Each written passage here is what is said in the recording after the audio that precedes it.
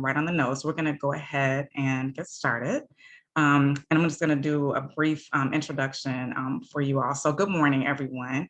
Welcome to our webinar on 2022 Startup Hiring, Scaling Up During the Great Resignation. My name is Sheena Jones, and I am the Product Marketing Manager for CoMeet. And we're hosting today's webinar with our new integration partner, Checker. I want to start by giving you a brief overview of who CoMeet is and who Checker is.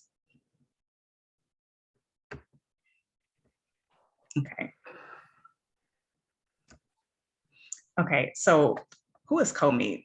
CoMeet is a company that helps organizations grow with a scalable talent acquisition platform, which combines both software and recruiting services into an all-in-one hiring solution. And our integration partner, Checker, Checker is a background check organization, and they power people infrastructure for the future of work. With artificial intelligence and machine learning, Checker makes it easier and faster to do background checks in a compliant way. And to introduce you to our two speakers today, we have two amazing, very enthusiastic speakers. So we have Elijah Elkins, and Elijah works with CoMeet. He is our head of talent acquisition delivery. And Elijah he started with us at CoMeet in January of this year.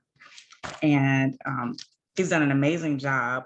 What his team does, the head of talent acquisition and delivery, what they do is they help companies build their teams, and they help set up and establish best practices for hiring processes. To date, they've made over 100 hires for our startup clients. And Elijah comes to us with a wealth of knowledge and of experience, especially within startup hiring and recruiting. So Elijah is also very excited today to share his knowledge and information with you. We also have Chris Johnson here, who's our other speaker. And Chris comes to us from Checker. He's the Industry Strategy and Market Development Director. And Chris has over 20 years of experience in the SaaS, HR tech, and staffing industries. And as Checker's staffing and HR outsourcing practice leader, Chris, he's never satisfied with today, and he wakes up every day to look around the corner. He's a very enthusiastic speaker, and he's happy to share his knowledge and his insight with us. So with that, I'm going to hand it over to Elijah and Chris. Great. Yeah, thanks so much for the intro, Sheena. Really appreciate it. I'm personally super excited to learn from Chris. Chris has tons and tons of experience, so I'm kind of geeking out a little bit to get to learn from him and ask quite a few questions. Now that you've learned a little bit about us, we'd love to learn a little bit more about you. So Sheena's going to cue a quick poll to learn more about your startup, how many people currently work there, what your hiring goals are, and we'll give you about 30 to 60 seconds to do that, and then we'll kind of look at the results together.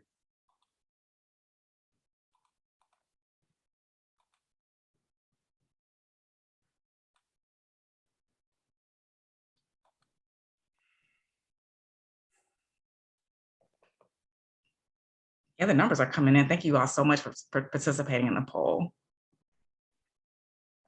I feel like we need that like Jeopardy music, going in the background. If you haven't seen that show or you're somewhere else in the world, just YouTube Jeopardy music and you'll see what I mean.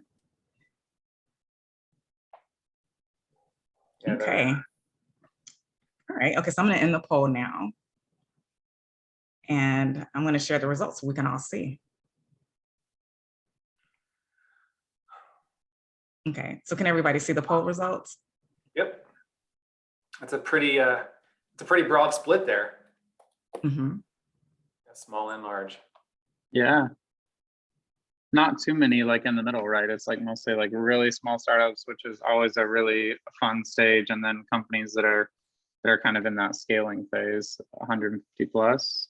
Yeah, I wonder if there's a correlation between the the 0 to 30 and the no ATS, right? I mean, 27% not using an ATS means they're doing some amount of recruiting offline, or maybe they're just kind of doing it through their inbox. That would be an interesting one to unpack for sure. Yeah, that's a good call. Okay. All right, so I'll stop sharing this and let you all continue. Great, thank you for that, Sheena. It looked like the last full result, there were quite a few people hiring over 50 people next year, which is quite a bit. So we'll talk about some strategies based on towards the end of this call, trying to match your kind of recruitment strategy with how many people you actually need to hire in the year, right? You need to hire 5 people, very different approach to you need to hire 500 people. So that should be exciting.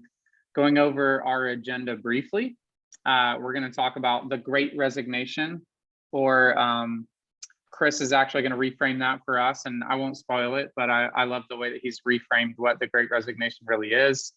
Then we're going to talk about why startups are well positioned to win top talent and have a competitive advantage over non-startups. Then we will transition to the kind of meat of things, like how startups should hire in 2022, and just some next actions that you can take to really implement some of these strategies and help your company scale.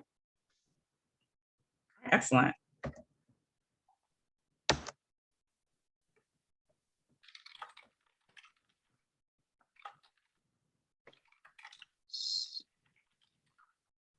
So the Great Resignation.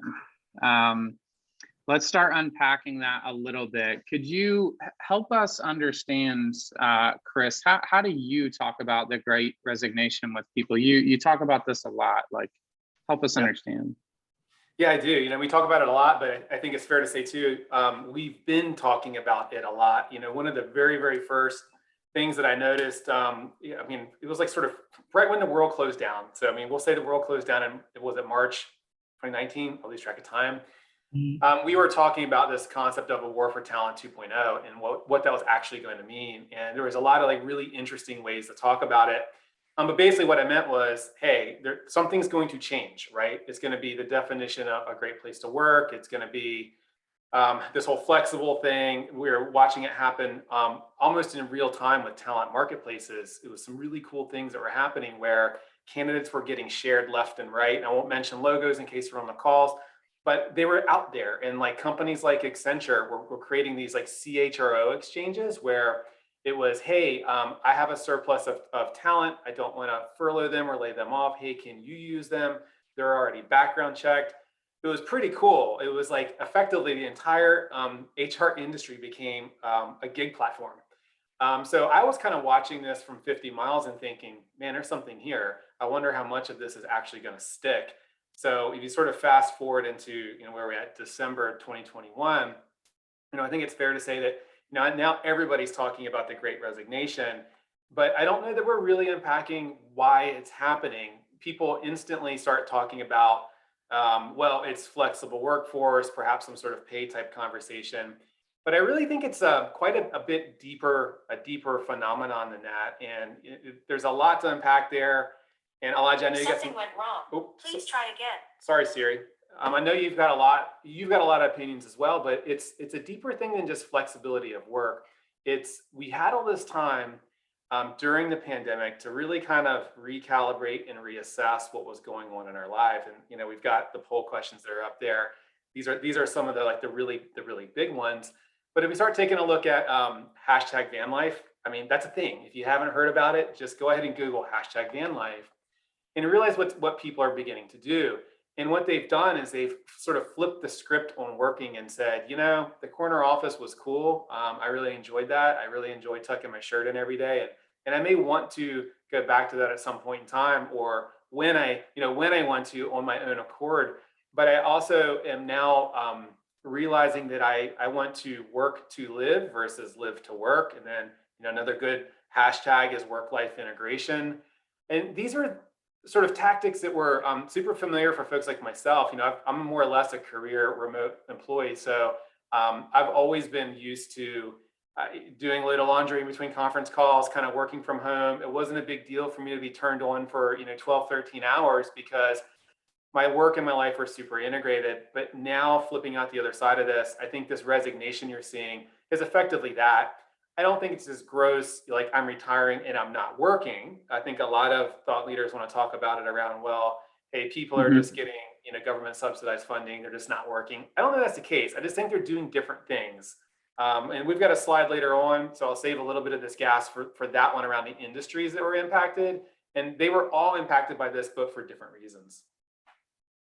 Okay, do we want to go to our poll and have our participants tell us maybe what they think is fueling the Great Resignation? Yeah, that'd be great.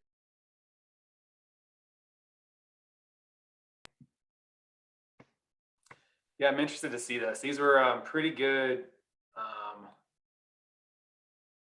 top level topics.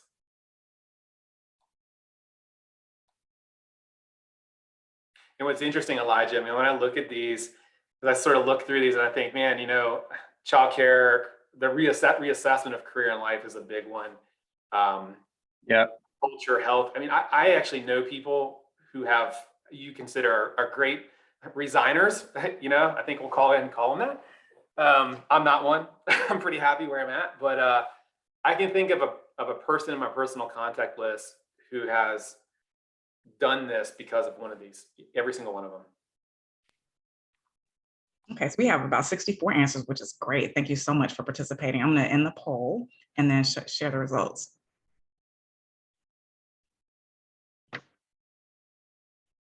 Yeah, so not surprised with the front runners. Right? Yeah, definitely not surprised. I mean, let's talk about this for a second. Yeah, the reassessment of current life, that's exactly what I'm talking about, right? It's that, you know, I really had the time to reflect and, you know, why am I paying incredible rent in the Bay Area when I could go move to Jacksonville, Florida, where I live, right? Or Austin.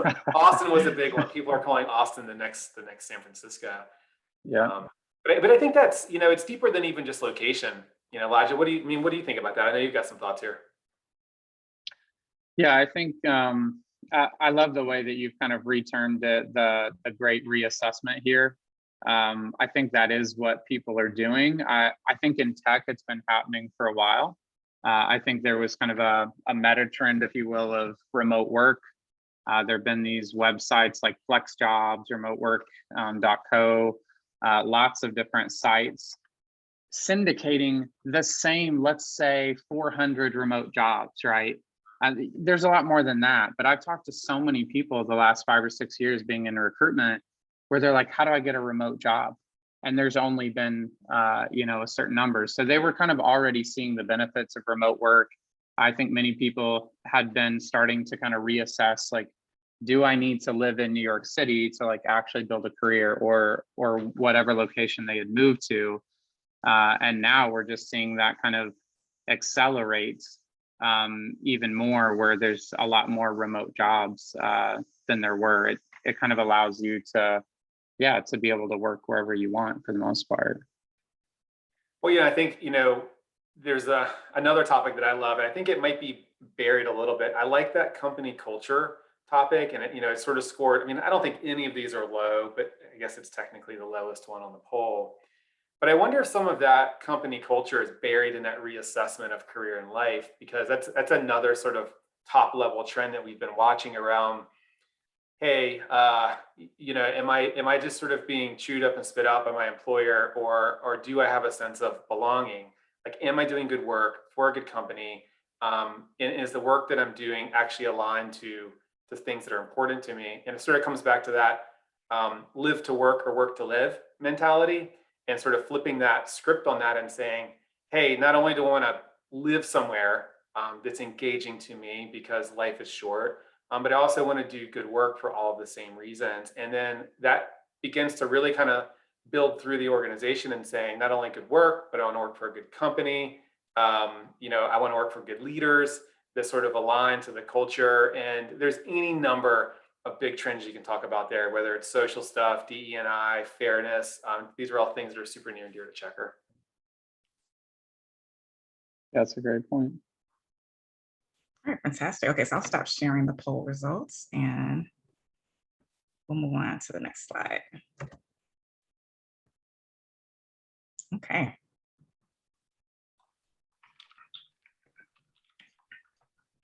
All right, so we can look at why startups specifically are well positioned to win top talent in this space, as we're kind of calling it the Great Reassessment. A few things that I think really help startups specifically, and then would love to get some of your thoughts as well, Chris, is startups can look at flexible workforce models, right? Like we've talked about with remote working or hybrid. I would say it's a bit risky, and I've seen some companies trying to do it, going 100% in office again, especially as like a small startup trying to do that. I know you like want to build this great culture, and you want people to go out for drinks and dinner, and all those are really good things. And I think you can get some of that with a hybrid model. But whenever we have customers saying they have to like be in this location, right? They have to be in, there's some obscure locations there. I don't want to pick any, let's say Iowa or somewhere like that. You're just shrinking your talent pool from either the whole world or like the whole country to like that local region. And as a startup, I think it's really dangerous to make workforce model decisions that limit your talent pool when your mission is so important to you. That's kind of one thing that sticks out to me on something for startups. So what are some thoughts you have of why startups are well positioned to win top talent, Chris? Well, I think startups have like native agility, right? I mean, they don't have now. Of course, looking at some of the poll questions or the answers from the first poll question, I would imagine that we have some non-startups on here based on those numbers. But you know, if I'm a true startup, you don't have pesky HR teams and like salary banding and like all of the sort of things that you generally need to deal with if you're an enterprise. And I think that really gives a sort of a natural ability to just get stuff done. And that's, I think, where we need to be. Like you can be super flexible. I know some colleagues, some Checker colleagues that left to go work for early stage startups, and it's cool. I enjoy it because I remember my days working at startups, but they're having kickoffs in cool locations, and it's not necessarily about getting a free vacation, but it's that they're super fluid, that they can do kickoffs at somebody's house, or like say, hey, come to Jacksonville, that's where Chris is. Hey, go to Denver, that's where Elijah is. Or it's like you can kind of go wherever. So you have that flexibility to almost sort of it's not an afterthought to kind of tie into all the stuff we just talked about from the Great Resignation. It's you have the ability to sort of embed that really into the organization. And it's not an afterthought. It's just, it's actually part of being a startup, in my opinion. Yeah, that's a great point. And I wanted to just mention something we didn't say earlier before we kind of move on with this topic. If you do have questions, you can put those in the Q&A. We will have like 10 to 15 minutes of Q&A at the end. So feel free to just, as you're thinking of things, pop those questions in there, and we'll answer as best we can towards the end. I think what you were mentioning, Chris, with the agility, I think it almost forces companies to think more about their company culture, like you mentioned earlier, and realizing that you can influence culture really quickly. As a startup, you're not having to do all these big programs and get all these approvals. It could be as simple as giving one Friday off a month, or Google, I think at one point, had that practice of people getting to work. I think it was like a half day or one day a week on like projects that they just enjoyed. So you can be agile and shape your culture quickly, implementing unlimited PTO or a new holiday calendar. Like all of those practices or habits reinforce the type of culture you're trying to create. And one thing I want to mention on culture, you can say all you want about culture, but if the leadership is who's actually going to set the culture, right? Like they're the ones people are kind of mimicking, not in like a drone way, right? But we tend to naturally emulate people we either admire or that we have to report to, or any of those things. So as you're building culture, just remember 90% of culture is set by like leadership and management, the decisions they make, the things that they say, the things that are left unsaid and don't get dealt with or are left undone. So I just think leadership is really, really important too, that your culture is largely going to mimic the leaders that you have in place, that you've said, hey, these are, the people we're following. Yeah, 100%. I mean, I've been fortunate enough, gosh, I I always say 20 plus, but the plus is getting bigger and bigger. How long I've been doing this, I'm like maybe 23 now. I've been fortunate to have worked for startups and enterprises. I mean, if you think about kind of where Checker was, you know, four years ago, I've been here a little over 3.5 years. Where Checker was, worked for a HR tech company in early 2000s. It was super startup-y as well.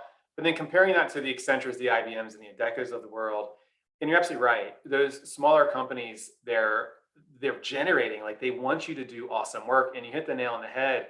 The early stage leaders that are there really sort of set the tone for that. And again, I just think it's that ability to be able to tie into, to kind of tag into all of that stuff and just, you know, kind of be part of the solution and not have all of the baggage at a larger, whether it's, you know, about to go public or just a larger enterprise or even not going to go public, but just a larger organization that's dealing with, you know, a couple or a few hundred employees.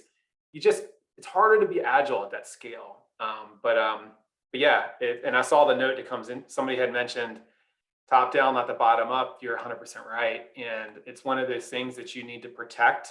Every hire, you need to protect that culture. So yes, can you do the task at hand? But also, are you going to fit with the culture that we have here as well? And if you're not interviewing, at least with an ear towards culture, then you have high probability that you're going to have it be eroded right up underneath of you.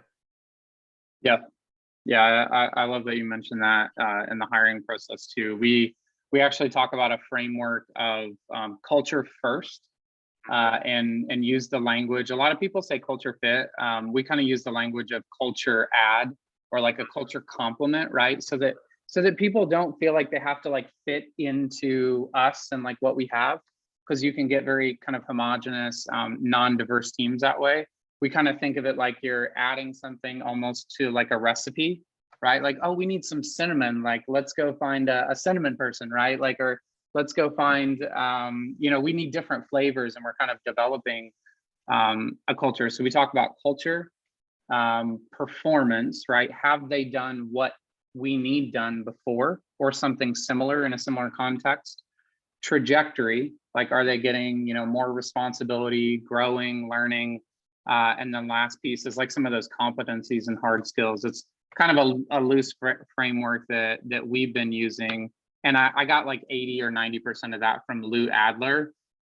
He has something called performance-based hiring. Like, yeah, brilliant stuff. Very, very good. Very focused on diversity. It's a really good resource. Well, if you like Lou, so this is sort of hot off the press. I mean, I love Josh. So Josh Burson, another good thought leader. But I've always seen this sort of like people-centric view of the world when it comes to recruiting, and that's why I talk about culture. So I mean, it's so important.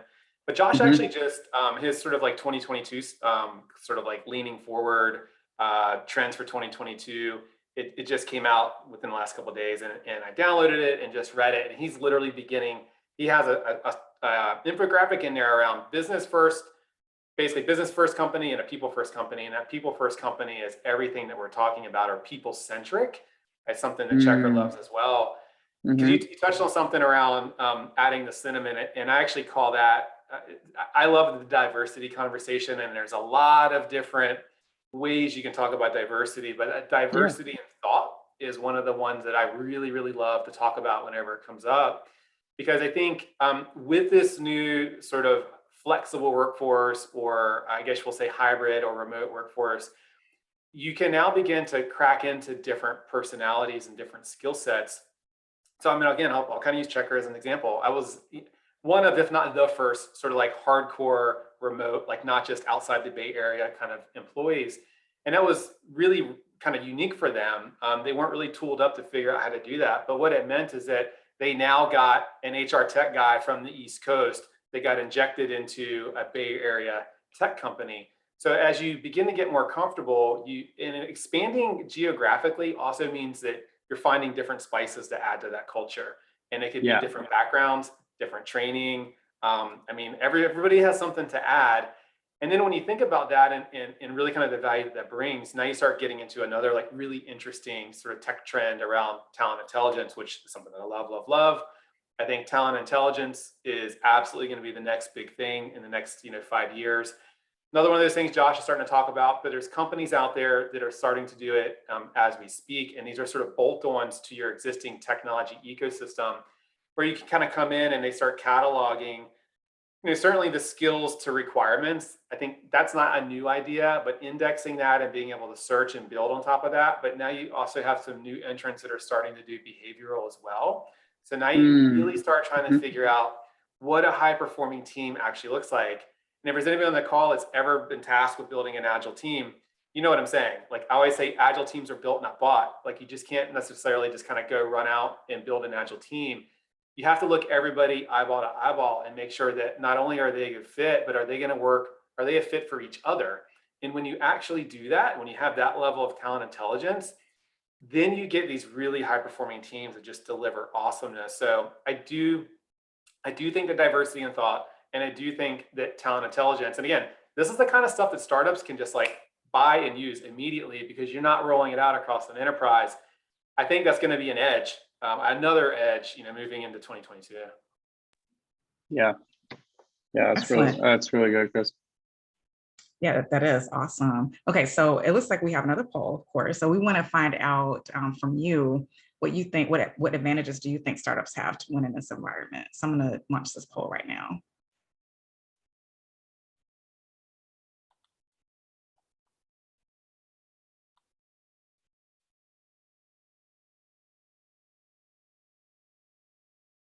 And again, thank you all so much for being interactive and participating. And as Elijah said, at the very end, we'll go over the questions. We see some questions in the Q&A.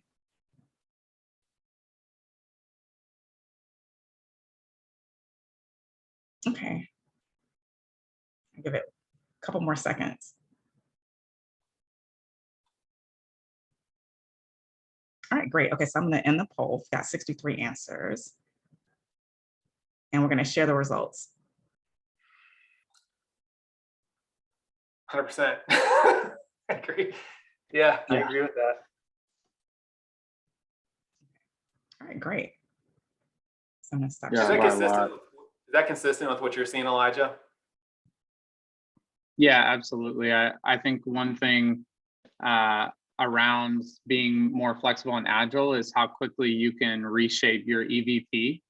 A lot of startups and companies spend a lot of time thinking about sales and marketing, right? As Sheena, I'm sure you can attest as well on like the, the marketing side.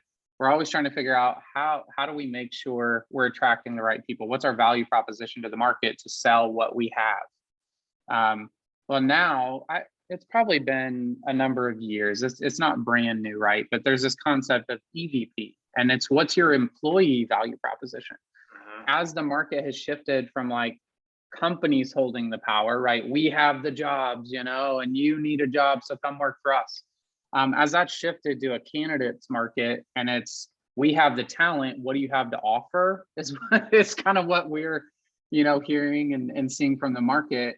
There's this concept of the employee value proposition and what are you going to offer to me? And I think startups are uniquely positioned to think through how do we shape these jobs in a way that somebody would want it? Not we have money, stock options, you can work remotely, and here's a cool title like Rockstar of X, which please don't use Rockstar. That's terrible. Just use a normal title, people understand. But startups can uniquely kind of think through that of creating good jobs and making the jobs that they have and the opportunities really appealing and interesting and meaningful for people, like you were saying earlier, Chris, where they can learn and add new skills to their repertoire, not just get a job and kind of fill a seat. That's something I've been thinking about. Yeah, because you really can't. You mentioned that skills, like you can't discount that. 3 years ago, I was talking about Gen Z, and it's a generation of creators, and there's a different thing that motivates them than certainly Gen X, millennials, sort of everybody that's in the workforce right now. And it's this opportunity to grow and learn. And now here we are, sort of, and I was talking about Gen Z quite a bit because I have one. I have an 18-year-old son, so I always found it interesting to demystify him and all of his peers. Well, now sort of fast forward, he's, I guess, sort of mid to late Gen Z. those folks are out in the workforce. So how are we tagging into that? And then what's the impact that they've actually had on the rest of us? And I say us because I mean even myself. And it's that opportunity to grow. It's that do good work. But then if you unpack that do good work, it's like do good work.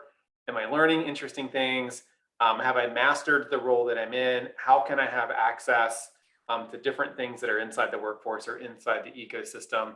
So yeah, when you talk about like that, have a good job, you know, it's sort of like it's one of those like sort of takeaways I think for everybody that's on the call. It's I want to have an interesting job for today, but I also want to ensure that I'm having an interesting job tomorrow as well, and the opportunities to learn and flex and grow and do different things, because whether or not I master the skill or I just get bored, I'm going to want to do something different. And that is the modern workforce, you know, any way you want to slice it. Yeah. Yeah, it's always kind of ebbing and flowing. And we'll get into that a little bit with how startups should hire, not just focusing on the talent that you feel like you need, like the capability gaps that you have for kind of getting to your goals and capacity gaps. But like, how do you take that team, like you were saying, and help kind of either upskill them or give them skills that they don't have, give them opportunities to learn and grow, because the people you have can always add more capabilities to who they are. It's one of the best things about humanity, right? And just humans, like we can all learn and grow and just kind of mature throughout our lives. So most impacted industries. So we got from Harvard Business Review, who's kind of driving the Great Resignation, and the top industry is definitely technology. What have you kind of seen as far as impacted industries, Chris?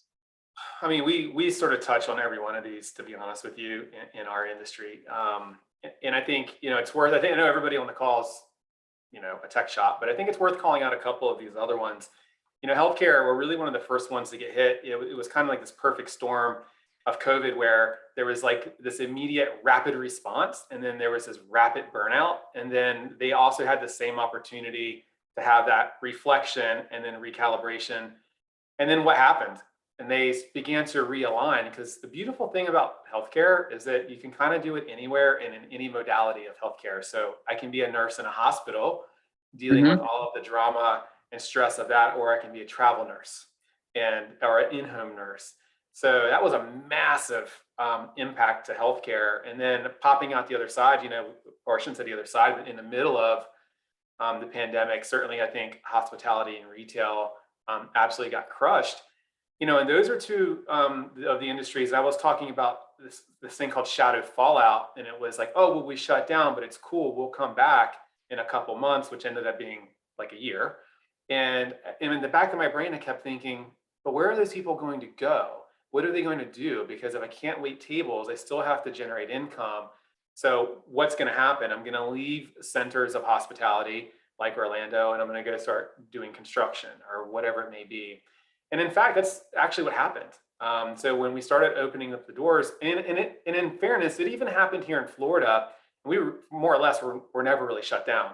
But even here, we saw restaurants that were, every single one of them had signs on the door looking for cooks, looking for wait staff, servers, et cetera.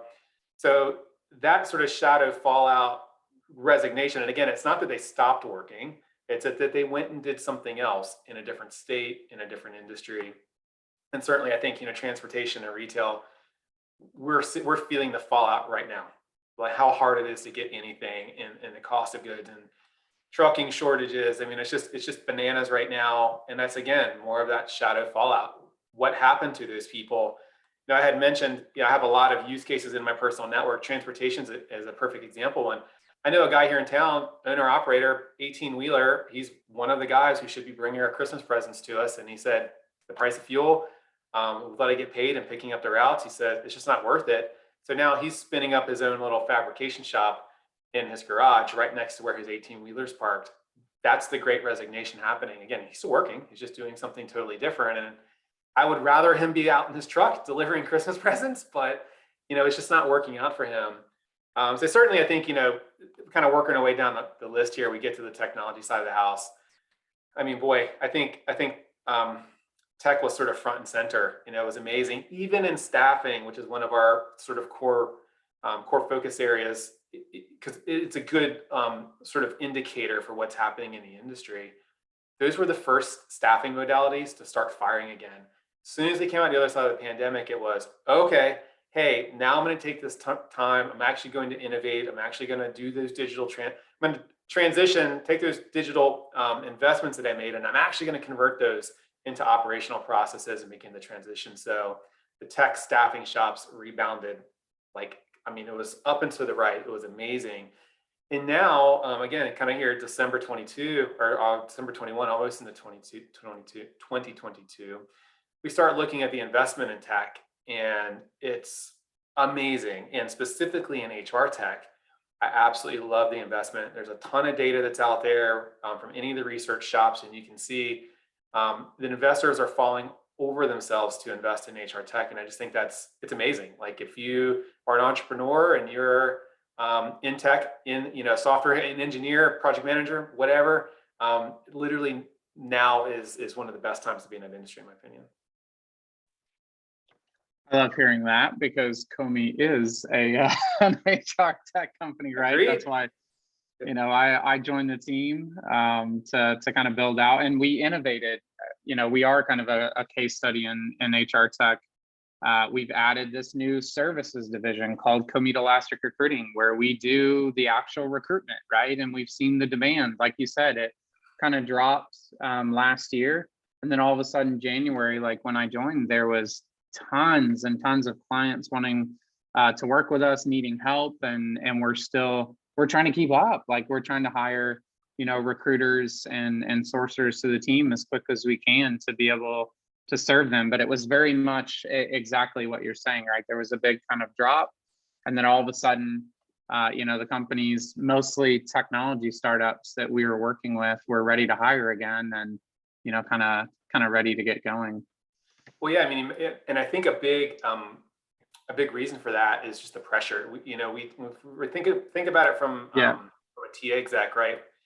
Absolutely got crushed through the pandemic. What do? We have to furlough. How on earth do we position ourselves so that we're not there again? We need to build agile and resilient workforces, and what's the best way to do that? Some level of outsourcing, whether it's RPO, whether it's contingent labor, higher consumption of external labor. There's any number of strategies in a TA plan that you can do that. But I mean, that's what you're seeing. And I think you've got CHROs that are sitting out there saying, I need help. And there's a lot of different levers I can pull to build that agility and resiliency. And I think that's the performance, or the velocity that you guys are seeing now. And again, I'm a career HR tech guy. I think it's quite exciting. I think this is sort of like the next, at least I shouldn't say the next, but the second HR tech revolution that I've seen in my career. Yeah, absolutely. All right, well, let's go ahead and transition into how startups should hire in 2022. So this will be kind of the most practical, portion of the webinar. We talked about a lot of context. Now we really want to get into, so what do we do about it? There's a lot of people leaving jobs or kind of reassessing their lives and their careers. How can you all and all of us, in startups, actually be able to hire and get the talent that we need in 2022? So the first thing I want to mention is just saying it depends. Hopefully that's not just kind of a cop-out answer, but I think it really does depend how you should hire in 2022 based on like what your revenue goals are. Like I said earlier, you need to hire 5 people next year, or 10 people. Like, you're a small little, let's say like managed services company, local, and you're just going to grow a little bit. Like, that's great. That's a really good thing. We need lots of little businesses, around the country and around the world, having 20, 30 person companies. And then there's the like high growth startups with like venture capital, like VC backed startups that we work with, at least a lot at Comey Elastic Recruiting. They're trying to hire like hundreds of people. Like, totally different strategy, right? Like 5 people, yeah, you can probably do that with your existing team, some job board postings, maybe use a recruitment agency here or there to help out. But if you need to hire hundreds of people, right, Chris? You've probably seen companies that you've worked with. They have entire talent acquisition functions, right? Like a big department. What are some of the, do you know any of the like either size of teams or functions, or just help us get kind of an idea of the expanse and scale that sometimes those HR and talent acquisition teams can get to in some of the organizations, you know, that you've been a part of? Oh, well, that's not a fair question because I've seen them all. So, I mean, wow. I mean, I've done 100, RPO for Unilever at Accenture. I mean, that was hundreds of recruiters. I mean, Wow. all the way down to some. Again, I mentioned some of the early stage startups that some of my checker colleagues have left to go to, and the recruitment team is the leader. Like, I mean, they're that small, right? Where the VP is actually the one doing the recruitment. So, I think I mean, it spans again. I'm not answering your question because there's really not a solid answer. I think it comes into less about like a volume and like I'm hiring 100 people over the next year, so I need 2 recruiters. I like to kind of look at it a little bit differently and saying, can I find and have access to the right talent? Like, am I able to curate and nurture those talent pools? Because hey, if I'm like a working executive, so if I'm on a team of 10 and I'm a VP of something, and I have a good network and I'm able to pull from my network and find good talent, I don't need a recruiter. But if I can't find that expertise, or if I'm making that transition over, say, we've done really well with that model, just kind of using my own network, and maybe I've grown to 100 people, 50 people, I don't know. And I don't have the time because I'm running the business. Now you need to start figuring out, I need a recruiter, or I need to RPO, or I need to start finding some expertise, or people who are really good at finding the skill sets that I don't have. Because if you're high tech and you're trying to hire engineers, that's a cutthroat recruiting industry right now. And you have to really be on your toes. I mean, even, a day delay or one little hiccup, like in that sort of company culture, you're going to lose the best and the brightest talent. And that takes constant farming and curation. So yeah, size wise, I think it's when you outgrow your ability to perform is when you need to start upping the size. Yeah, that's a really good point on the sides of the team, because you as the leader, like say the hiring manager or the executive, the CEO, the workforce model that you choose to have, like say you go, everybody's in office on site, that dictates your talent pool. Like Chris was saying, like, do you have the actual access to the talent that you need to scale? And largely you determine by your workforce model what talent pool you have. We constantly, I love our hiring managers we work with. They're great. They're all incredibly talented, brilliant people. But there's still sometimes this belief that we're a great startup. People should just want to work for us. It shouldn't be hard to find talent. And I have these 12 things that I need. Yeah. And they have to come into the office. And like we're not going to pay them market. Our customers don't do this, but like I'm just kind of pushing. But we have kombucha, right? Yeah, exactly. Yeah, we've got kombucha, and we're not going to pay you very much, and you got to come into the office, and we, have these 15 requirements. Like that, this doesn't work anymore. It doesn't work in this market. You can't underpay people because you're a cool startup who's going to be the next Uber. Like people have gotten more savvy. Like they've been burnt by startups who thought they were going to be that, and then they lost their job. Like you kind of can't blame them. So I think thinking through like what you're actually offering and trying to be very careful not to limit your talent pool unnecessarily. If you need an on-site tech servicing customers in like the Miami region, okay, you know what I mean? Like, okay, like, yeah, it makes sense. But we're having constant conversations with our hiring managers, asking them, how do we expand the talent pool? Because they're almost always making it really, really narrow. And the more narrow your talent pool is, the longer your time to hire, right? And the longer you go without that talent, and the more that you can negatively impact your goals and that revenue. So that, I love what you're saying around the talent pool size, Chris. Yeah, and there's good strategies around that too. I mean, don't underestimate the power of a good referral program, right? If you've protected that culture from employee one, right? Say you got a couple founders and some friends, and then you begin to expand up through that, and you've protected that culture. I think you should go into it eyes wide open, assuming that referrals are always good. Doesn't mean you have to hire everyone from every single human, but use referrals, right? That's free funnel right there. Yeah. Certainly, I use the term direct sourcing.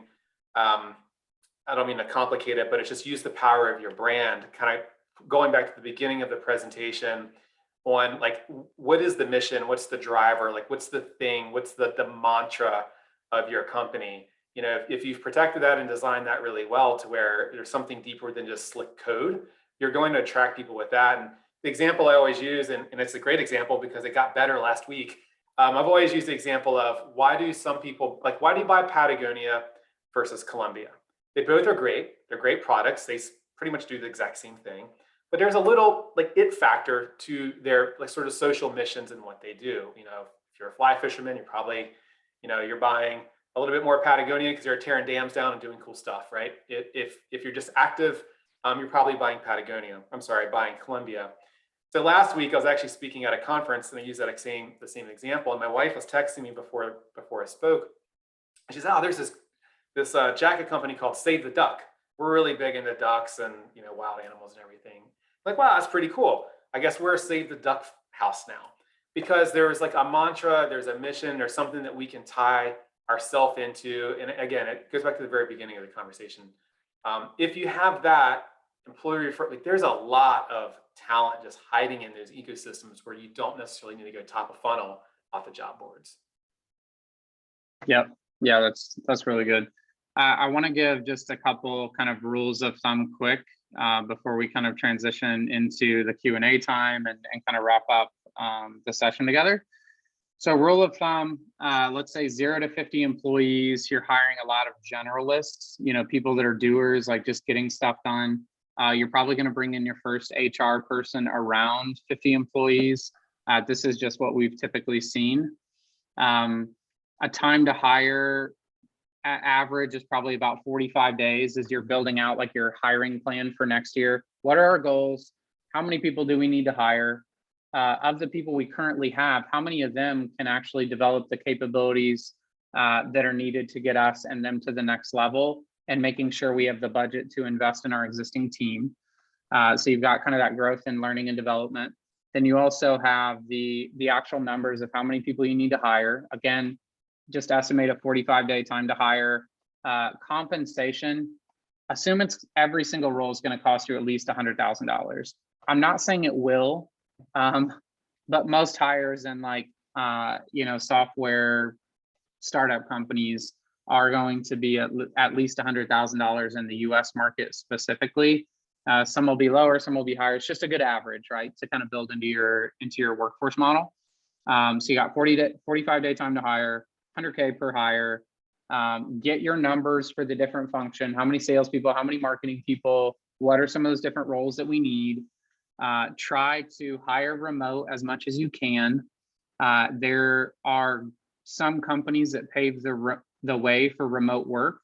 Look at Buffer, GitLab, and Zapier.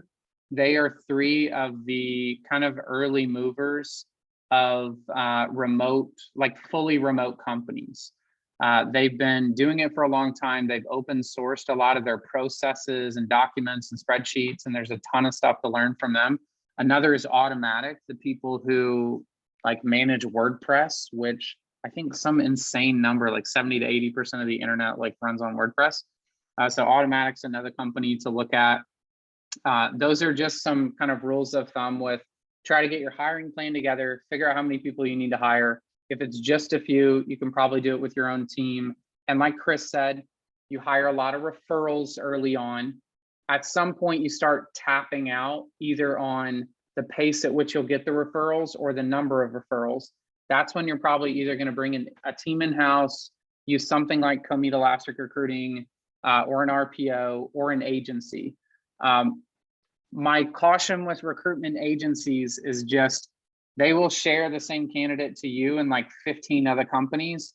And very quickly, like 4 or 5 hires, you're probably looking at least $100,000 in fees. So it adds up really, really quick. So just be careful with recruitment agencies, but absolutely for specialist roles, they can definitely help you. Your first talent acquisition hire, not just HR, probably like 75 to 100 employees, depending entirely on how quickly you need to run. If you need to hire like hundreds of people, hire the recruiters early so that you're not paying hundreds of thousands in recruitment agency fees, and you have like a true team to really partner with you. So those are just some rules of thumb from like my kind of startup recruitment experience. Is there anything, Chris, you want to add on how startups should hire in 2022 before we wrap up? Yeah, 100%. You know, those are all super, super good points, and I'll second the agency, right? I mean, I think, yeah, there is a point where you need to call in the experts, but never use an external supplier, no matter who it is, unless you're setting up really good metrics for performance, right? If I'm going to pay you to do something, let's make sure we agree before I stroke a check and saying, well, what should I expect? What does good look like? And then make sure that you're holding whoever you're using accountable for that. Just so that you're not, throwing that money down the river. But I would want to throw one more thing out there around expanding talent pools. You know, if anybody knows anything about Checker, we're super passionate about fair chance hiring and fairness, and I think that is an untapped talent pool, specifically in high tech. Like, it's one thing to say, oh, hey Chris, we hear you. 1 in 3 Americans have a criminal record. I can't have somebody with 3 DUIs driving an Uber. Totally get it. That's not what I'm saying. But in high tech, there's a lot of folks that maybe were at the wrong place, wrong time, early on in their life. It's on their record. You're looking back way too far, or perhaps you're being way too critical of those things. And there's some really, really good talent that's probably falling out of your funnel, just because if you're background checking them, you're looking too deep and too far. And Checker has a tremendous amount of data around this on what are good practices, and what are the gains from looking at fair chance hires. Yeah, that's really good. It's like hire diverse talent, like expand your mind of who you think can actually do the job. College degrees, that's a whole nother topic, right? Like, are becoming kind of a thing of the past, right? I mean, I get in high tech, like you either know it or you don't know it. But yeah, I don't necessarily need to know it from Virginia Tech if I've learned it someplace else. And you're doing empirical interviewing, so like that's a whole nother thing. Doing empirical interviewing, so like, hey, prove it, show me, code tests. Like, there's a lot of things you can do that are even better than having a fancy degree. But yeah, like with the fair chance folks, you're absolutely right. I mean, that's like another version of diversity in thought. These are folks that oftentimes want to work better or want to work more. It's more important to them. It's critical to them. So yeah, just open the aperture a little bit on who you're looking at, and you'll find some hidden talent. Yeah, absolutely. Hire for culture. I would say hire remotely whenever you can, and definitely hire for diversity as well. Is there some questions that we have coming in, Sheena, that we should go to? Okay, sorry about that. Let me look. I did one new question just came in. Okay, so Teresa's asking, can you repeat the questions to look at for remote work? So the examples that I think both of you guys gave some good examples, but I think Elijah, you listed off a few. Yeah, so Buffer, it's Buffer, Zapier, and now I'm blanking on the other, GitLab. And I'll just put it in the chat. Buffer, you can look out for a lot of stuff. They've done like transparent compensation, which is pretty cool. I think they have a very, like an open source kind of model of how they calculate compensation based on where you live and all of that stuff. Zapier, they have some like open source processes, but GitLab has released their entire company handbook online. So I've looked at their recruitment processes. Like, it's really, really helpful to kind of have a starting place of like, what does it look like to kind of have a remote company and remote workforce? Yeah, I'm scanning through here too. It seems like we got some good feedback on the top down, and I would agree. If you're a founder or a leader that's out there on the webinar today, I mean, just remember that as you grow, that gets harder for you to protect that culture. So kind of like internalize that, and then kind of carry that torch as your organization grows, for sure. We actually did a culture survey at my previous company, because culture was really important to the CEO and founder. And we knew that you can't necessarily scale, like the CEO and founder typically interviews everyone right early on, but like they can't meet every person if you're having to grow super quickly. So you can try surveys, you can build out interview question sets, you can do a culture committee, right? Like people that are kind of almost trained in what sort of questions to ask to identify people that would be culture complements or those culture adds to the team. Yeah, I like the culture ad. I'm just scanning up through here. Yeah, here's one question. This is a more specific question, actually. The person wanted to find out what are the pay rates for new startup recruiters. So I guess if a startup was looking for recruiters, maybe what should they pay them? Oh, what a landmine question. I'm not touching that one. Probably the answer is it depends, but go ahead. I'll let you answer. Yeah, I mean, it does very much depend on the market, right? So if you're looking at like the US market specifically, like I was in the UK for a while, that market's different. If you're talking agency, I think a lot of people have tons of bonuses and would start at an agency, maybe let's say like 50 to 75K base. And then for not an entry level, but maybe like your first startup is hiring kind of a junior recruiter with a couple of years of experience. Some of those companies are offering, let's say like $80,000 to $140,000 in compensation, which is a huge range. But it really does depend. You can definitely make good money in recruitment if that's like your question. And you can make good money in in-house recruitment, right? Being a recruiter for startups. The biggest risk is what Chris mentioned earlier, though.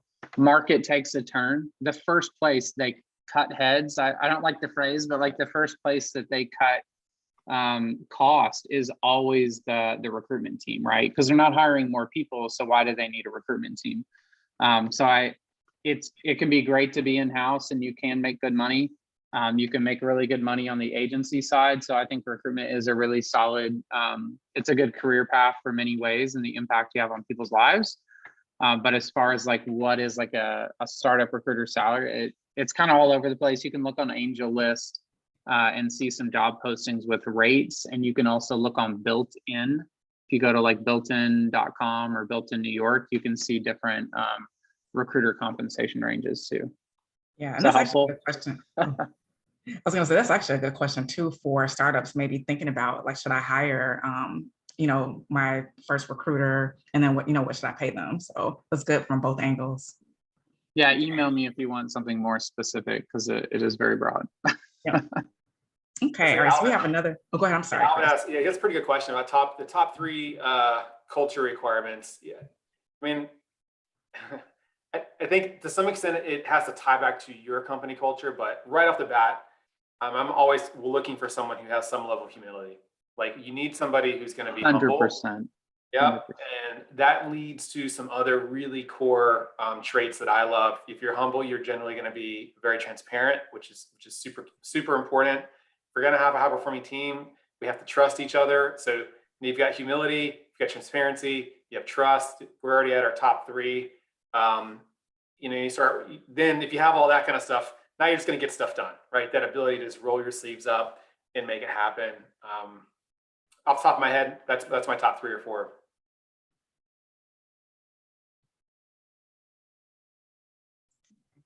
Excellent. Does anybody else have any other questions? Oh, here's another. Actually, Alvin just wrote another one. How do you feel about the viability of personality assessment tools for measuring culture fit? I'll grab that one. Hopefully you caught it because I mentioned it about 30 minutes ago. So Alvin, great question. Yes, I love talent intelligence, and there's tools out there like a Plum that are beginning to now do that. I'm a big fan of like Berkman type analysis where you start trying to figure out, well, why does Chris and Elijah work so well, or why do we not work so well? And that's where we start getting into building these high performing teams. So I do like it. I think it's a good tool as long as it's used for good and you don't weaponize it.